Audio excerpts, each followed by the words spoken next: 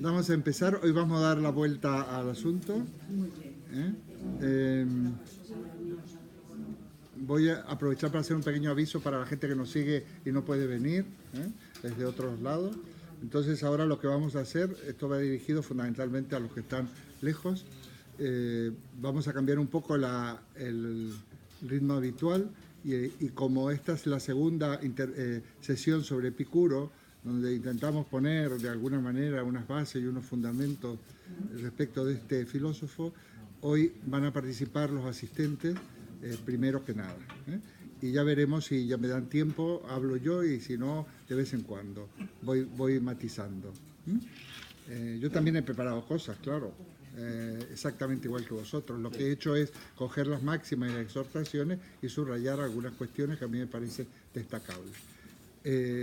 Sin más, entonces, pues abrimos las intervenciones a los participantes. Bastante bien, pero vamos a ver lo que dice aquí Epicuro.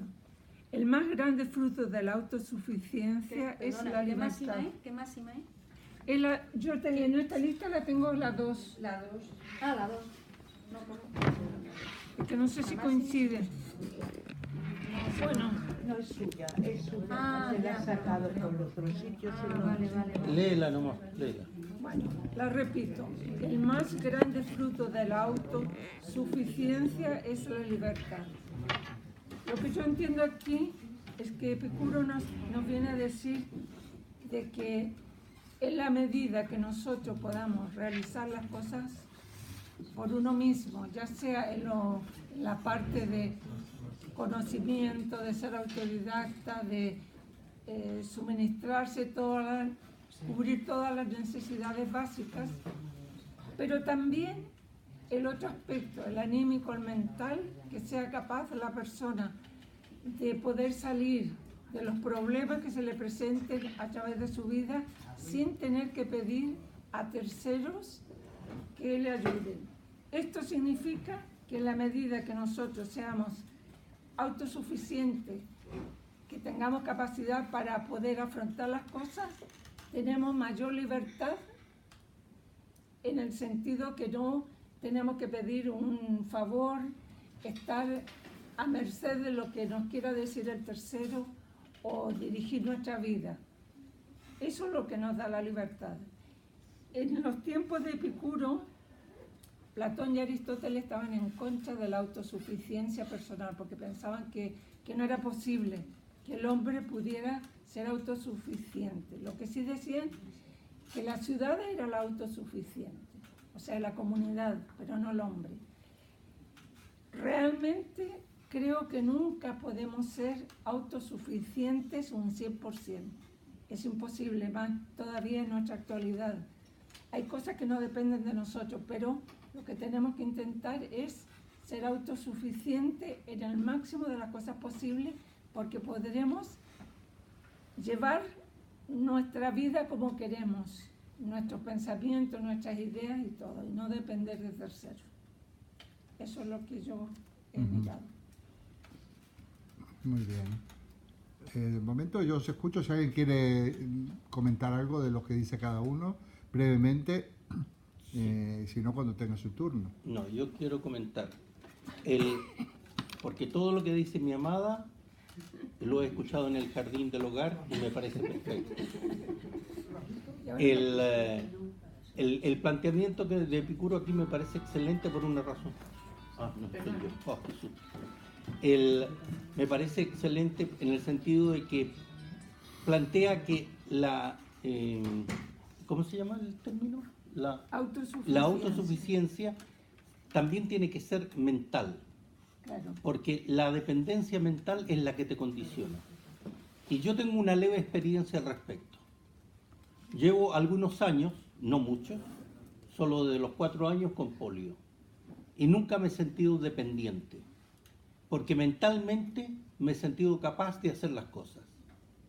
Y es más, reaccionaba infantilmente cuando joven. Cuando trataban de ayudarme me molestaba. ¿Por qué? Porque no quería que me tuvieran compasión. No me daba cuenta que era una actitud diferente de la gente. Pero he aprendido en los años que esa capacidad mental de no sentirme dependiente me ha dado un grado de autonomía importante. Entonces, considero que el concepto de autosuficiencia que mi ídolo, que es Epicuro, plantea, me parece excelente. Eso es. Bueno, seguiría Carmen. Pues yo me preparé aquí una cosa pequeñita. Vamos a ver.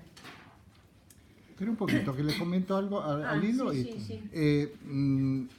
Respecto a lo que tú dices, recordad que la sesión pasada yo decía que a veces utilizamos nuestras limitaciones o nuestros problemas como pretexto, ¿no? Para sentirnos peor. Es como si nos sintiéramos confortables en el sufrimiento, parece que se justifica que no estemos bien, y justamente lo que tú planteas es todo lo contrario, ¿eh? Muchas veces esta dificultad que tú has tenido que superar desde pequeño, por supuesto que lo has hecho carne, porque no es lo mismo, en fin, no es que quitar mérito, pero bueno, llevas mucho tiempo, eso es precisamente lo que te ha dado fuerza en todos los aspectos, ¿no? Nada más por ahora. Muy bien. Sí. Yo cogí la exhortación número 14, tal cual como viene en el WhatsApp. Léela si quieres. Entonces, cogiendo del mismo texto que nos has enviado, filosofía como arte práctico de la vida que tiene como finalidad la curación terapéutica del alma humana. Y la exhortación número 14 textualmente dice: hemos nacido una sola vez, 2 veces nacer es imposible y es necesario no existir más durante la eternidad. Tú, no siendo amo del mañana, aplazas el deleite, pero la vida pasa en la espera y cada uno de nosotros muere atareado. Entonces yo esta máxima creo que tiene una influencia, como todo lo de Epicuro, en la filosofía, en la literatura, hasta que creo que llega hasta nuestros días. Entonces, viendo la frase de Horacio, que ya es de Horacio, creo que es del siglo I antes de Cristo, que también hace una reflexión moral y filosófica y nos dice que hay que gozar de los bienes presentes porque el mañana es incierto, que es un tema que pasa a la literatura universal. Y creo que es la frase que plasma Horacio en el Carpe Diem. Agarra el momento, toma el día, aprovecha el momento. Respecto, esto ya es, en fin, tanto a la exhortación de Epicuro como a la frase del Carpe Diem, yo le he buscado en principio 3 pros y 3 contras. Pros, nos ayuda a recuperar el balance perdido. Si actuamos de esta manera.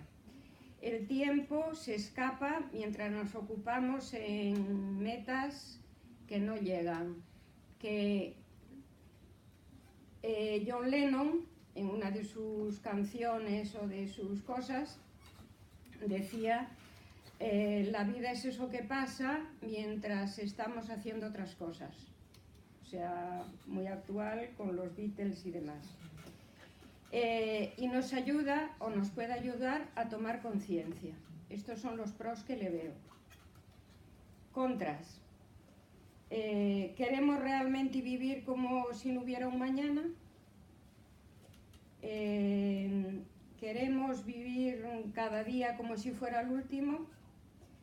¿Es saludable la recompensa inmediata? ¿Es coherente?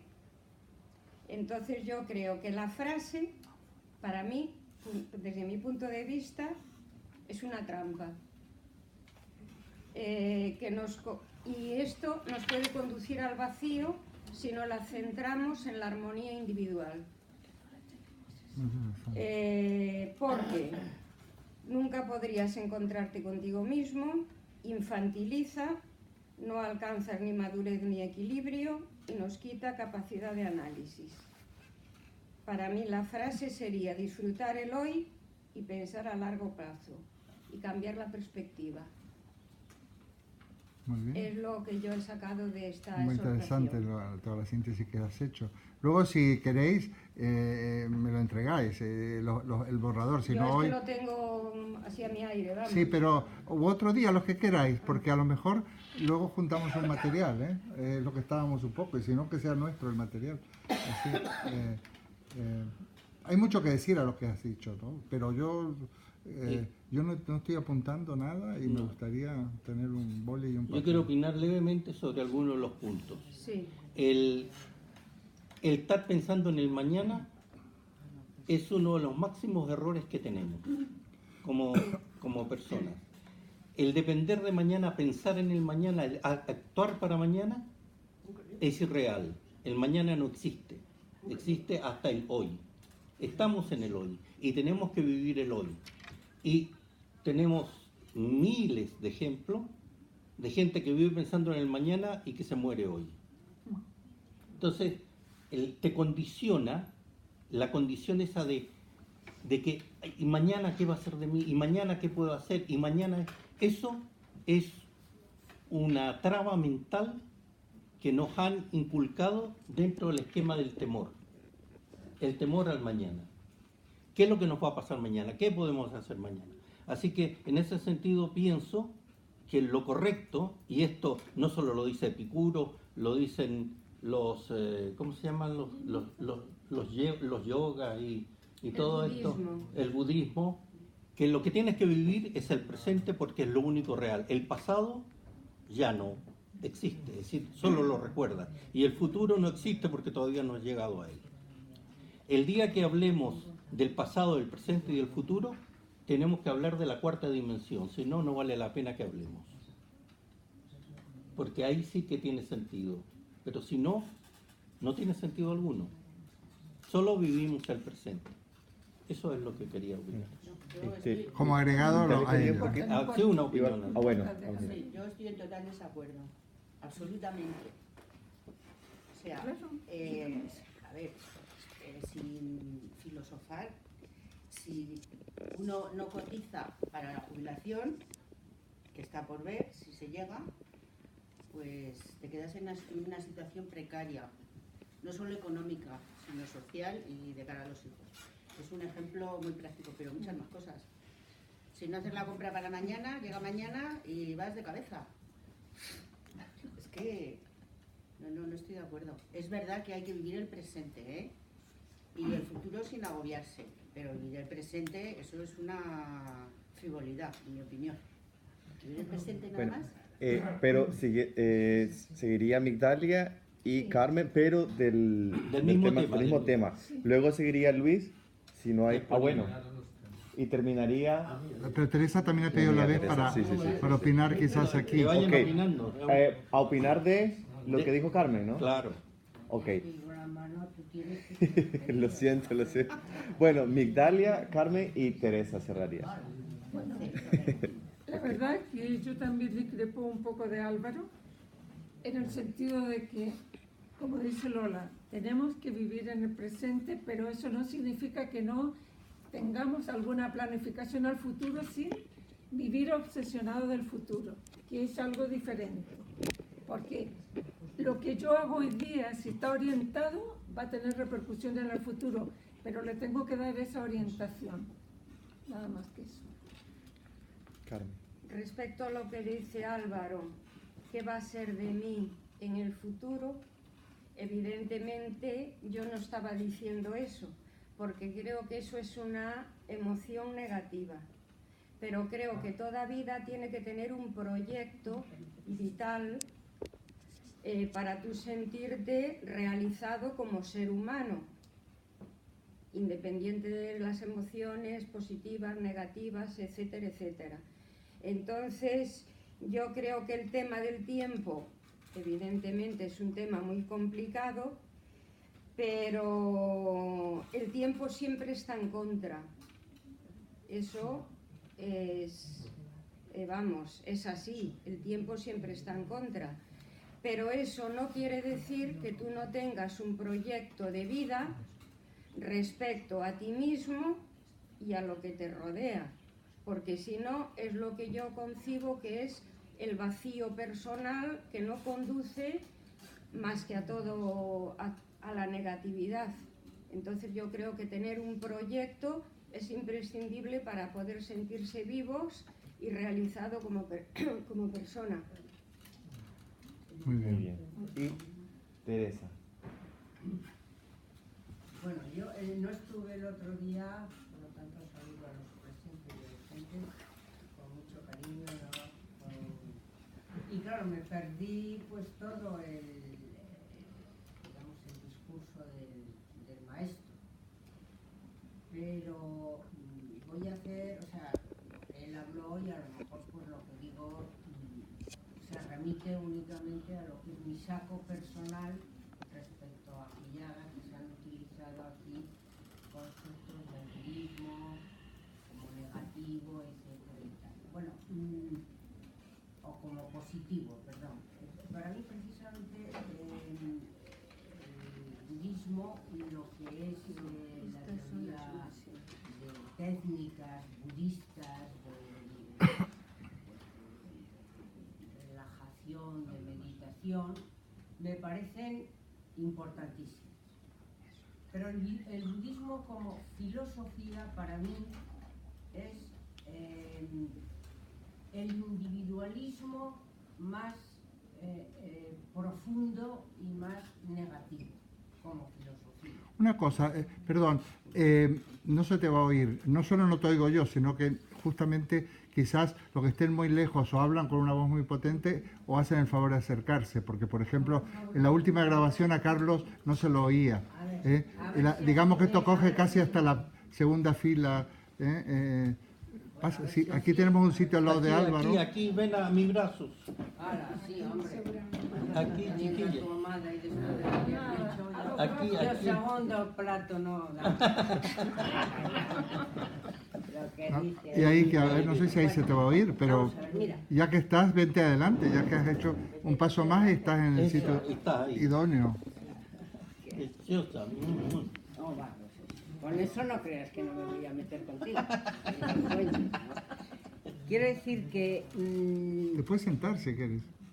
Muy bueno. Porque además sales en la pantalla, en la foto. Agradecida, así que bien, bueno, salgo bien.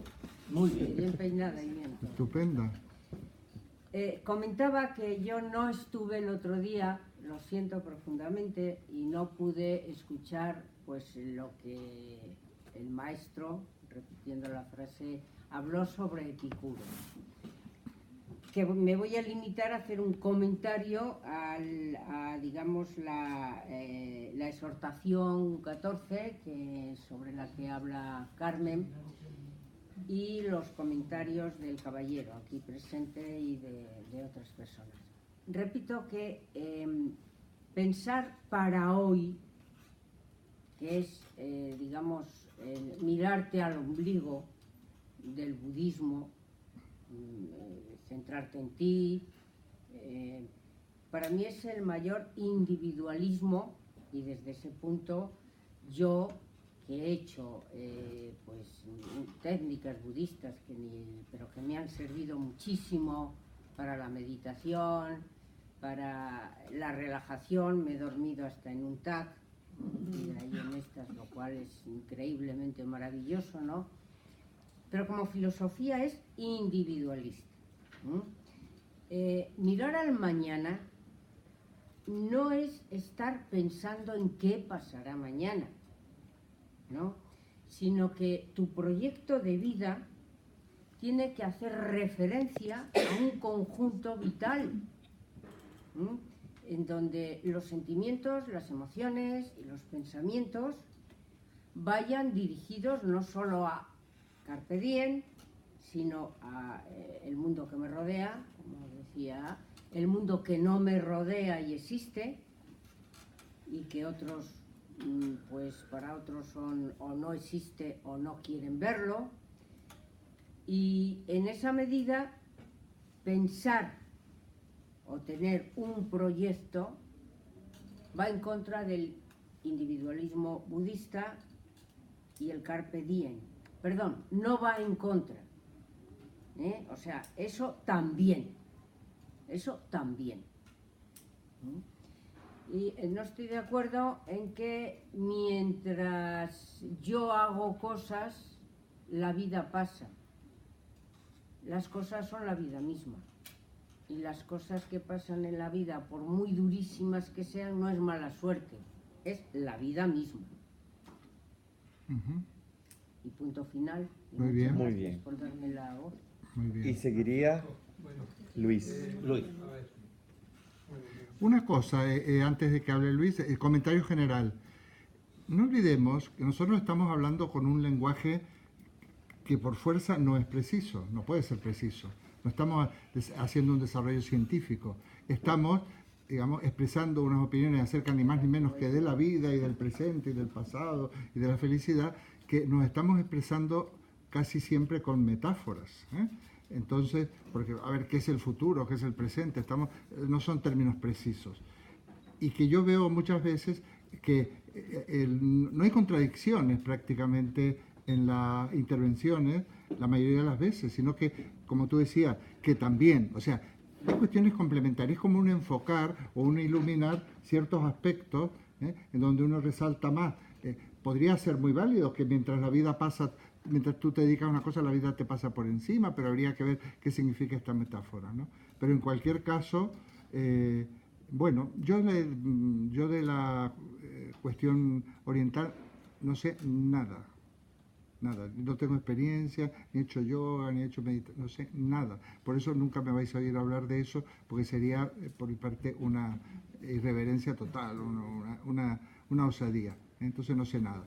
Sin embargo, porque creo además que desde el punto de vista de la meditación y de todo este tipo de cuestiones, en Occidente tenemos suficientes elementos que quizás podemos entender más, nada más, ¿no? Pero bueno, continuamos.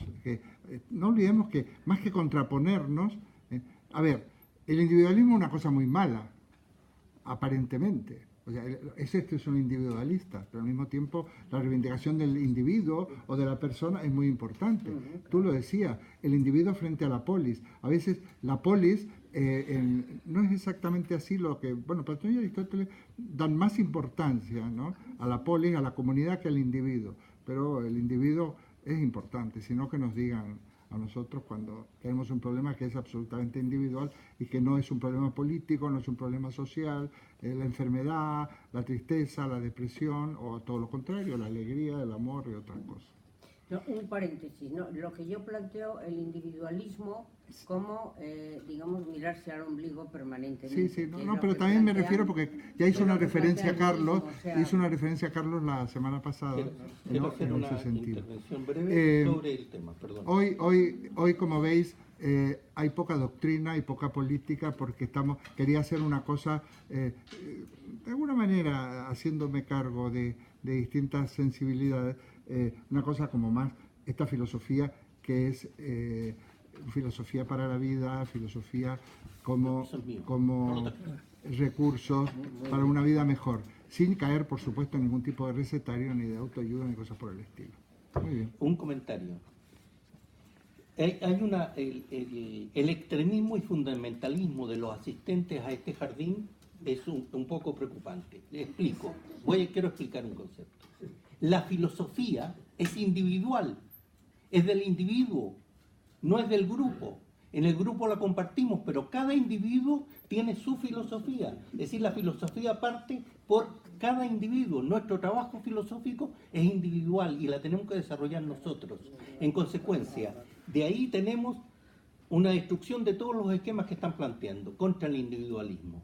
Porque si no, no deben estar aquí. El que no comparte el individualismo no debe estar aquí, para empezar. Lo que pasa es que veo el sesgo ideológico. Hay un problema de sesgo ideológico. Pero no te asustes, estamos sembrando en el jardín, Mercedes, de mi vida. Bueno, continuaría Luis y luego seguiría Carlos. ¿Qué? Bueno, ¿Dónde me terminaste? inhibo por el poder de las mujeres. ¿Pero qué pasó? Bueno, Me inhibo. Pues ya Vale. calladito.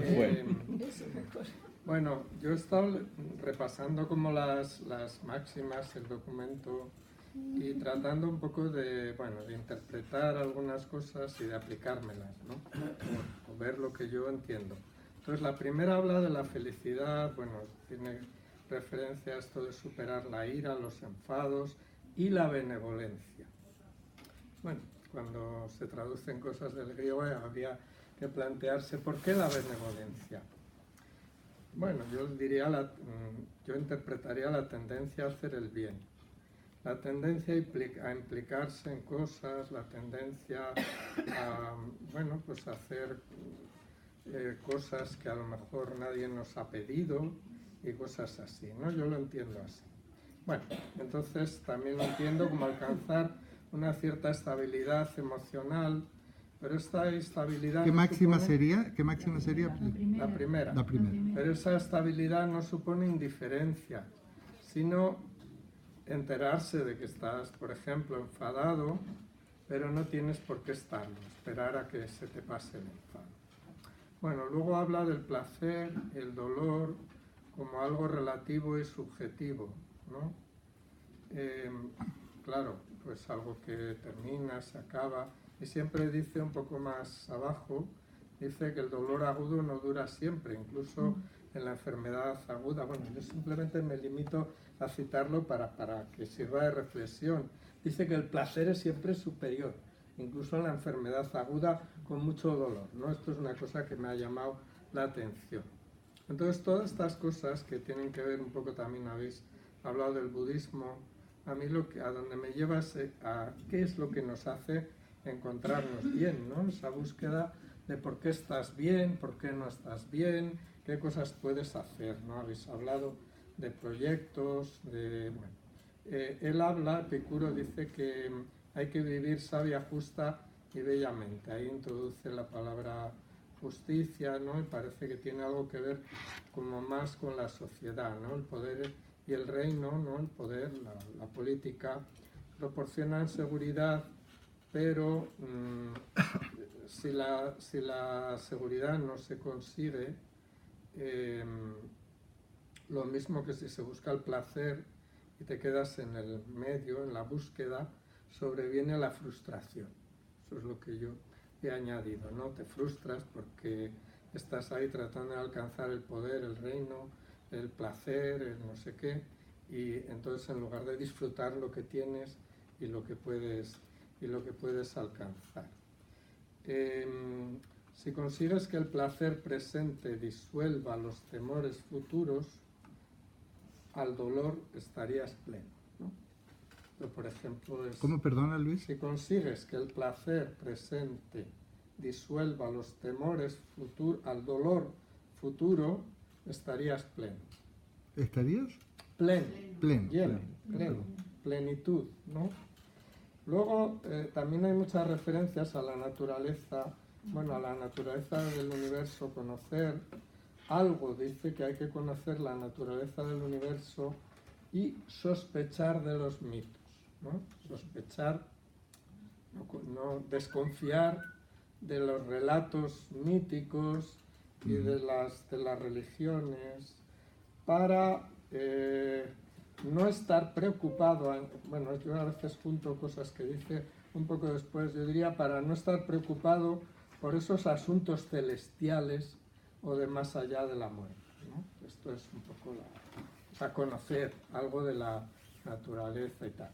Luego hay una máxima que redunda en esto de que la estupidez humana es infinita, que no sé quién lo dijo, que lo único infinito que hay, ¿no? Lo único tal es la estupidez humana, ¿no? Pues algo parecido a eso dice Epicuro, ¿no? La suerte, habla de la suerte, ¿no? Y la razón. Dice que la razón ordena, y la naturaleza también, añadir, bueno, me permito añadir, ordena los asuntos a lo largo de la vida, ¿no? En todo caso, tenemos que ser capaces de conformarnos a la naturaleza y luego nuestra razón pues establece un orden de prioridades de las cosas que queremos alcanzar. Yo lo entiendo así, ¿no? Entiendo que la razón tiene esa función, que no es oponerse a lo que es natural, que no es oponerse a lo que nosotros somos, no es oponerse a lo que estamos sintiendo, pero es ordenar como las prioridades de lo que quieres a lo mejor conseguir. Por un lado, estar en el presente, pero por otro lado, tener algún proyecto. Luego dice otra cosa, dice, el justo es imperturbable, que sería un poco algo así como esa idea del budismo, del tal. El mayor placer es pensar o investigar sobre las causas del placer o del dolor y el temor. Bueno, pensar es buscar confirmación de intuiciones, distinguir lo verdadero de lo erróneo, pero no negarse a experimentar, no negarse a actuar con la naturaleza. Conformar tus actos al fin de la naturaleza para que sean conformes a tus palabras. Curioso esto, ¿no? Siempre se habla de una contradicción entre las palabras y los hechos, pero también hay que conformar los actos al fin de la naturaleza para que sepamos. Bueno, sí, bueno. Luego pasa al tema de la amistad, ¿no? Dice que, bueno, que lo relaciona también con la justicia, que dice que no hay que hacer daño a los demás ni recibirlo. Pero esto no se aplica, tal y como lo he entendido yo, esto no se aplica a todos los seres vivos o a los animales, he puesto yo, ¿no? O a los hombres y pueblos que no han alcanzado la facultad de hacer convenios. De hacer convenios quizás se refiere pues, a algún tipo de sociedad humana que tiene una mayor capacidad, ¿no? Bien. Entonces llegamos a una cosa que me ha llamado mucho la atención, ¿no? Porque tiene cierta aplicación a cosas que están ocurriendo hoy en día, ¿no? Dice, bueno, la justicia y la injusticia, que habla, pues también se refiere al miedo al castigo, ¿no? Que debemos de ser justos porque hay que ser justos, no por miedo. ¿Tienes el número para que yo pueda...? No. Ya has ido sacando va todo. por orden, ¿no? Sí, sí. Esto te lo doy, si quieres. Dice, la justicia, la injusticia, bueno, eso lo entiendo yo. Dice, bueno, también habla de que lo justo varía según los países. Y entonces aquí llegamos a una cosa, que motivo de reflexión, ¿no? Yo os lo lanzo para ver qué eso. Dice, lo que es útil para las relaciones sociales es justo, sea igualitario o no. Pero, sea igualitario o no, o sea que a veces hay que... Pues esto es como lo de la política, el arte de lo posible, algo así, ¿no? Sería. Pero podría aplicarse también como que hay que favorecer al débil, ¿no? Podría tener muchas aplicaciones. Pero dice algo que es que las circunstancias evolucionan de tal manera que bueno, yo lo interpreto como la ley, o la ley que deja de ser útil, es decir, la ley que se ha aprobado en un momento que era justa, que era necesaria, pensemos, yo qué sé, por ejemplo, la Constitución o la transición, pues aquello que era muy bueno para un momento, pero que deja de ser útil, ya no es naturalmente justo. Eso, por ejemplo, podría ser una aplicación de Epicuro a la situación actual. Bueno, no sé. Bien, pues no sé si me voy a prolongar mucho más. Habla de la... hay muchas máximas de que esto de la mesura, el sentido común, estar entre la actividad y la inactividad, apreciar las costumbres de los demás, no solo las tuyas, y fijaros bien, son cosas que todos sabemos, no sé si se practican o se desarrollan bastante. La amistad no existe sin el trato, y la amistad no existe sin la utilidad, sin las pequeñas cosas. Si tú no tienes relación, si tú no partes de la base de que tienes que, yo qué sé, pues sonreír, tratarte con la gente, poner buena cara, interesarte por los pequeños problemas de los demás, tratar de echar una mano, construir unos lazos sólidos basados en cosas nimias, ¿no? Sin mucha importancia no puede surgir la amistad, ¿no? Eso ya lo dice Epicuro, ¿no?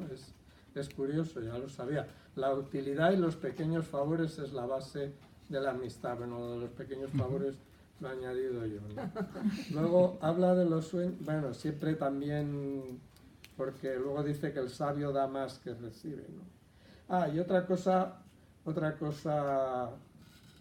importante, ¿no? La confianza, ¿no? La idea, se emplea esa palabra. La confianza en la ayuda vale más que la ayuda. O sea, el hecho de que nosotros confiemos en que, bueno, confías en que vas a recibir una ayuda si tienes un problema, o que vas a, yo qué sé, que vas a, bueno, confianza en ti mismo, en la vida, ¿no? En el presente que hemos deseado, ¿no? Él habla de que cuando tú disfrutas de algo en el presente, cuando estás feliz, tal, es algo que luego te va a servir de recuerdo de los buenos momentos, y que tienes que partir de la base de que has deseado eso, ¿no? Cuando tienes algo positivo. Y luego tiene una máxima que a mí me encanta, porque dice las tres palabras, fijaros: reír, filosofar y administrar la casa. Es que yo me lo aplico a mí mismo. O sea, mi objetivo en la vida es este. Bueno, uno de ellos es reír y bueno, lo de administrar la casa también, porque yo me he dado cuenta que tengo que administrarla yo. O sea, yo, por ejemplo, tengo que hacerme la comida. Entonces, si me hago la comida y me gusta lo que he hecho, pues estoy contento. Y organizar, ¿no? Cosas. Tú eres, aparte de eso, agrégale que tú eres un gran organizador. Organizar cosas. Vale, pues nada. El estudio... Vale, pues yo creo que he dicho hacer pasteles. Eso, cuando puedo, para los demás. Así que... habla de la infinita avidez del vientre, ¿no? Que dice que es una opinión, que el vientre no es tan ávido, ¿no? Que te puedes conformar con menos, ¿no? Y luego también habla de la familia, ¿no? Dice que la ira de los padres debe ser algo mesurado. Es comprensible que los padres se enfaden con los hijos, pero que no se deben de enfadar demasiado, ¿no? Porque eso es, bueno, yo lo interpreto así. No sé si es una interpretación demasiado libre. Bueno, pues ya está. Dice ocuparse de sí mismo, de la propia salvación. Dice en la discusión más gana el vencido por lo que ha podido aprender. Es interesante. Fijaros qué interesante es esto. Y el fruto de bastarse a sí mismo, de conocerse a sí mismo, es la juventud, la libertad. Y dice que hay que desconfiar de bueno, me ha parecido a mí que dice que hay que desconfiar de la juventud y de los deseos desenfrenados. Por lo que implica la juventud. Estupendo. ¿Me lo dejas? Gracias. Bueno. Comentarios. Falta Carlos, y luego seguiría por acá mi amigo Roberto. A ver, a mí no me... Yo como no tengo WhatsApp no me llegan estas cosas, ¿no? He dicho, se la acabo de mandar. No quiero. ¿Qué dice? ¿Que no quiere qué? Epicuro del WhatsApp. No pasa nada. No pasa nada, ¿no? Quiero decir que yo había pedido la palabra para seguir con la polémica que había planteado. Claro, el grupo de WhatsApp. Así que... Muchas gracias, Álvaro. Porque ahí lo pueden mirar. Estupendo. Entonces, ¿qué es lo que planteo yo? Elijo 4 proposiciones de mi ídolo y las aplico. La primera, que es P. Quieres ser rico, pero no te afanes en aumentar tus bienes, sino en disminuir tu codicia. Es la primera proposición de mi ídolo, y me parece verdadera. Segunda, Q. A quien no contenta lo pequeño, nada le contentará. También me parece verdadera. Tercera, R. El que no considera lo que tiene como la riqueza más grande es desdichado, aunque sea dueño del mundo. Cuarto, S. El que menos necesita del mañana es el que avanza con más gusto hacia él. Ese es el que avanza, el que menos necesita del mañana es el que avanza con más gusto hacia él. Eso lo confirmo yo que es verdad. Ahora, después de estas 4 confirmaciones y proposiciones, paso a hacer una lógica proposicional. Si P y Q y R y S es verdadero, las 4, estoy mencionando las 4 aquí. Si P, pues si la miran en el pendrive, ¿cómo se llama? En el WhatsApp, ahí la tienen. Si P, I, Q, I, R y S es verdadero, entonces es epicúreo. Y esto es una tautología. ¿De acuerdo? Bien, como estamos todos de acuerdo, sigo. Si P o Q tenemos o una R, asignatura pendiente, ¿eh? O R o S es falso, entonces es capitalismo, que es una contradicción. Ese es mi planteamiento. ¿En qué consiste esto? En que mi ídolo, una de las cosas que planteaba dentro de todo, decía claramente que incluso la moderación tiene que ser moderada. Hablaba que todo, es decir, que los extremos son todos negativos, todos. No debe ser nada absoluto. Eso lo definía claramente en las cosas que leí. El tío decía, si tú quieres ser equilibrado, tienes que ser moderadamente equilibrado, no buscar un absoluto, porque el absoluto no lo logras nunca. Pero sí tienes que buscar la verdad. Y aquí empiezo con algunos de los conceptos que he visto de Epicuro y que al mismo tiempo han ido surgiendo en todos estos temas. Este hombre plantea que su enfoque filosófico es el compartir entre amigos, porque ese es uno de los elementos que permite el mayor goce. Pero también habla que dentro del dolor se puede obtener un gran goce. Un pequeño detalle. Esto es porque, como a mi ídolo, los doy de ejemplo, no me gusta, pero se los voy a dar. Yo tengo 17 operaciones. En alguna de esas operaciones he estado escayolado casi hasta la cintura y mi amada llevándome una silla, la pobre. Bueno, ustedes saben lo que es estar en una época de verano con escayola en las piernas y con unos tajos de 15, 20 centímetros que están cicatrizando con un picor que te produce desesperación, angustia, de todo, y que tú coges uno de estos palillos de tejer y te rasca un poquito. ¿Saben lo que es eso? ¿Se lo imaginan? ¿Ah? Entre esa desesperación y eso te rasca un poquito y madre mía, madre mía, ¿ah? Ni con droga he logrado eso. Entonces quiero manifestarles que también las vivencias ayudan a entender a Epicuro. Muchas veces teorizamos demasiado y nos imaginamos cosas, y desgraciadamente este señor es sumamente pragmático, porque entre otras cosas su visión de la realidad está basada en las penurias que él tenía, y él las transmitía el enfoque positivo y realizador a través de sus penurias. Entonces ese es mi planteamiento y eso es lo que quería exponer, y ahora quiero escuchar la opinión de casi todos. sobre todo los que no opinan. Oye, ponle unas orejas en una esquina. Las orejas de burro y ponle... Muy bien. Bueno, pues yo personalmente estoy encantado. Por lo mismo que ha dicho Juan, porque habéis hablado, han salido muchos temas. Aquí no venimos a establecer verdades o conclusiones rígidas, sino más bien a abrir un debate.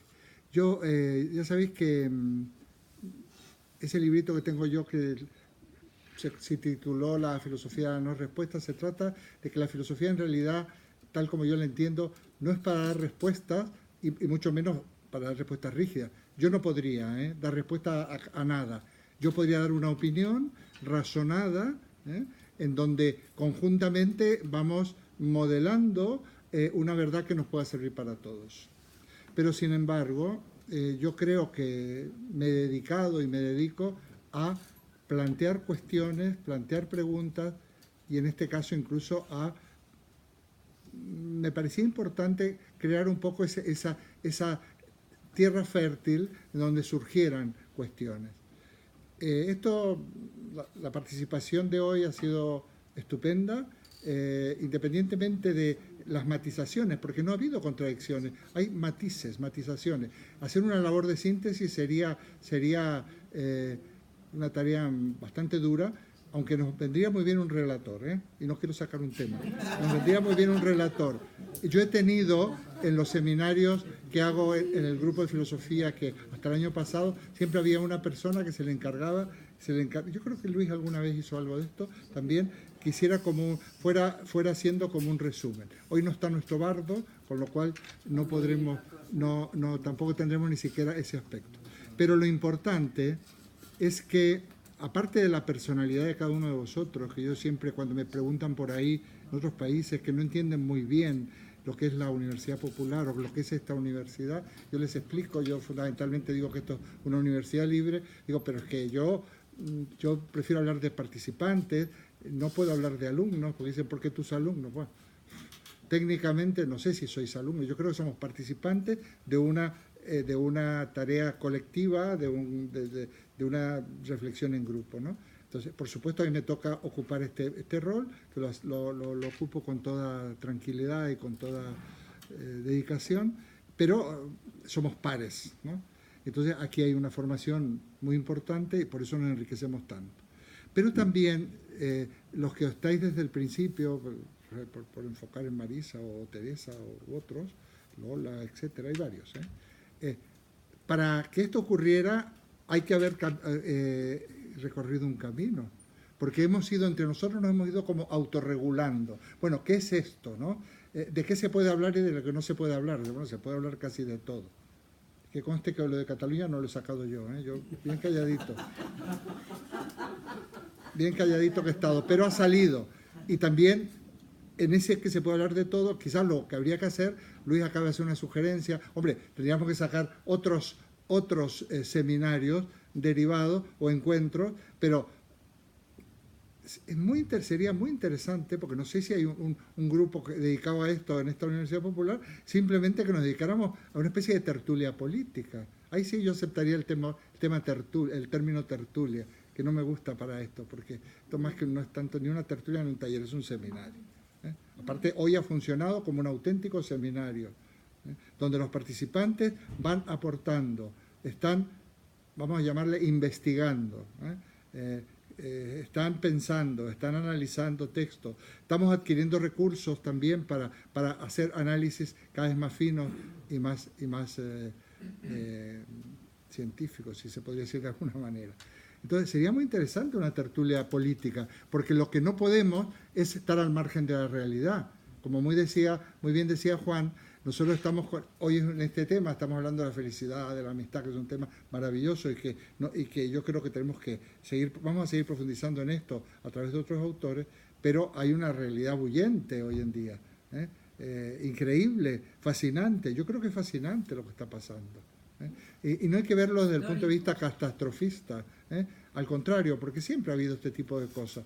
Hoy en día estamos asistiendo, por ejemplo, a un juicio que se puede ver en streaming. A ver, una reflexión sobre las tecnologías también no vendría mal. Otros días, una colega brasileña, yo había puesto en mi muro de Facebook de hace un montón de tiempo, que ya no lo uso, una cosa así como que, no me acuerdo, es muy breve, si queréis os lo mando, si realmente estamos en una realidad auténtica o en una realidad virtual, o hace tiempo que somos simplemente, que existimos en la virtualidad de una mente que está fuera de nosotros y que nos maneja, ¿no? Y a raíz de esto, que es una persona formada en tecnologías como la que tú te has dedicado, Álvaro, ella ha hecho un escrito muy interesante, y muy interesante sobre la realidad virtual. Y cuando hablaba alguno de vosotros, creo que era Luis, de que la amistad debía ser algo concreto, y creo que Epicuro dice hay que mirarse, hay que oírse, hay que tocarse, qué sé yo, tiene que ser algo real. ¿Qué pasa con todas esas amistades virtuales que está lleno la red, que algunas son pura fantasía y otras que no son tan fantasía? Porque resulta que a partir de eso es otra manera de conocer gente, como cuando uno viaja en un tren o en un avión, y a raíz de eso yo luego he conocido gente y se ha hecho una amistad real, ¿no? Entonces sería muy interesante. Ahora, es verdad que la amistad hay que cultivarla. Nuevamente, hablando del grupo, en estas sesiones de lo que hubiera sido al principio este seminario, cuando se llamaba la filosofía como escuela de vida, un poco como continuación de la filosofía como terapia que yo tenía en la UNED, la gente creía que venía a eso, pero yo luego quise huir de una especie de terapia de grupos, con consignas facilonas, o con una especie de que la gente se confesara públicamente, o cosas de este tipo, y nos fuimos, además por petición, una de ellas era Teresa, hacia una filosofía más rigurosa.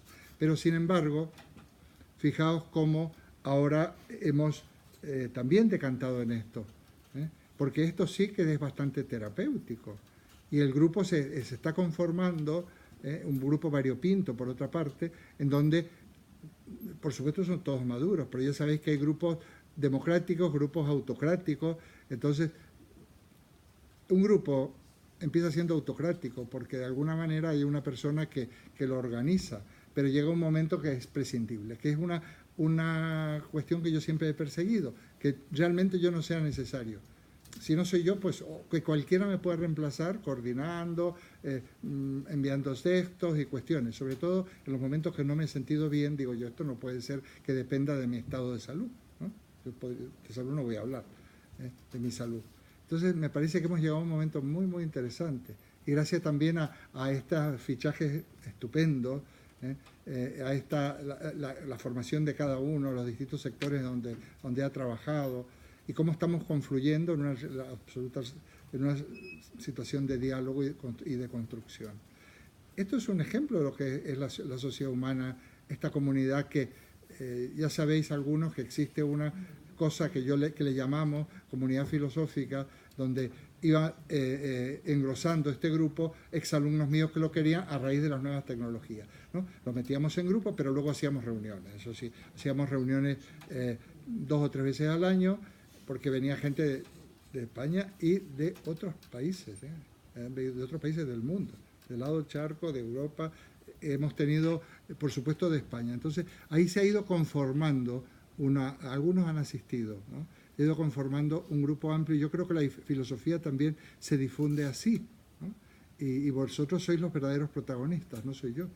Y hoy ha estado clarísimo. Hoy ha habido de repente, una eclosión, ha brotado de golpe, algo que estaba ahí, que quizás yo mismo no me daba cuenta que había que dar cancha.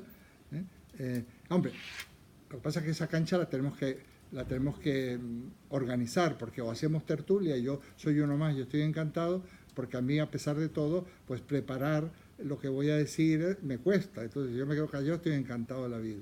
Sin embargo, también es importante, creo yo, no podemos todos ser especialistas. Entonces, en los temas de filosofía, este año me dediqué exclusivamente, lo he planteado para la filosofía griega, no hemos tocado otros temas. Entonces, creo que nos faltan otras visiones, tenemos que entrar. Yo repito que lo de Epicuro lo planteé en este retorno, precisamente como un regalo, como decir, bueno, vais a poder hablar muchísimo más de Epicuro que del ser de Parménides, ¿no? o del atomismo de Demócrito. Pero también es importante situarnos en cuáles fueron las ideas clave que en Grecia se fueron plasmando, porque como muy bien dice Epicuro, este conocimiento de la felicidad, este conocimiento tiene que ver con el conocimiento de la naturaleza, lo dice por ahí. Se han perdido muchas obras de Epicuro, pero Epicuro es un gran investigador de la naturaleza, es un atomista, es un materialista, y entonces una visión de la naturaleza basada en Demócrito, que a él le abrió estas puertas, es una visión de la naturaleza que te permite independizarte de los dioses y del azar y de los mitos y de todo este tipo de cosas. Los mitos desde el punto de vista negativo, porque ya sabéis que yo tengo una visión positiva de los mitos, porque hay un núcleo ético-mítico que le llamábamos, que está en la base de toda cultura y que eso también nos unifica. Otro tema interesantísimo a la hora de hablar de diferencias entre distintas zonas de España, sobre todo los que venimos fuera. Yo creo que hay un ethos, un núcleo ético-mítico español o ibérico. Habría que meter a los portugueses. Más que independizar, quizás podríamos fraccionarlos en república y hacer una unión de repúblicas ibéricas, ¿no? Pero, bueno, yo os agradezco y yo estoy, todo esto me da mucho que pensar, a ver qué preparamos. Yo creo que ya vamos a avanzar, a la semana que viene vamos a seguir de Epicuro, probablemente ya vamos a ver qué os anuncio, porque esto se va gestando el programa. Yo hice un programa de 6 unos temas, se van a tratar todos, pero se van gestando, Esto es una cuestión dinámica. No. Solo una ha habido que sepáis la historia, la FAI, la Federación Anarquista Ibérica, que era una rama del anarquismo. Pero yo creo que es la única organización política o social que ha incluido a toda la península. Pues me informaré. Me manda, bueno, la buscaré en principio en internet y me informaré. Yo que de alguna manera, evidentemente, soy de corazón anarquista, no puedo ser de otra manera. Bueno, la FAI eran los más finos de